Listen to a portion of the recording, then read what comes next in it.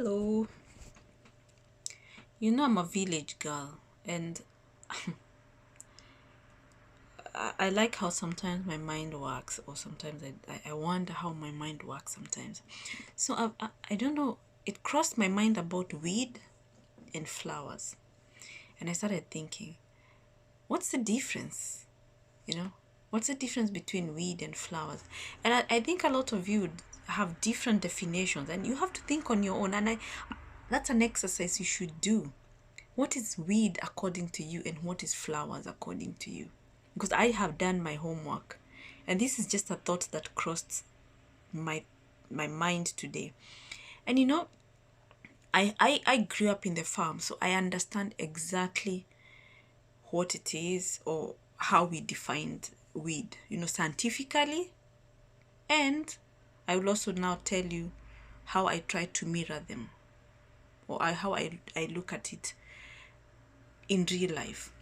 So for me, or weed, you can say it's, some people will say weed is, when we think about weed, we think of something unwanted, we think of something toxic, dangerous, you know.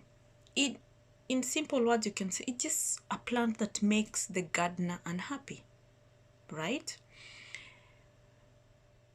Or even in more simpler words, you can say weed is the wrong plant in the wrong place. As simple as that. And when you think about it, yes, weed doesn't have to be dangerous, doesn't have to be poisonous, doesn't have to be toxic.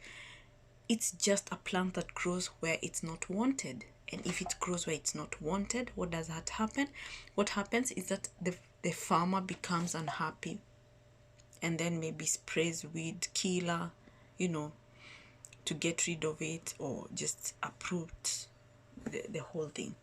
So in my head, I started thinking, if weed is something that, it's a plant that grows in the wrong place, that means a flower can also be a weed, right? And it is true, because imagine when you have like a really really good lawn, and then there's this really beautiful flower, it's white or whatever, there are different flowers that grows. It looks so out of place. It's growing in the wrong place. It's beautiful, yes. It smells good, but it's just in the wrong place. And that in itself, it's a weed. Yes, it's a flower, but it's in the wrong place. But it's a weed. So, what I'm trying to say is, now I'm not, I'm not going to talk about scientific things, because I'm not a scientist and I'm not a smart person. Trust you me. I'm not smart. And I want you to think about weed, flowers, and compare it with life. We as humans.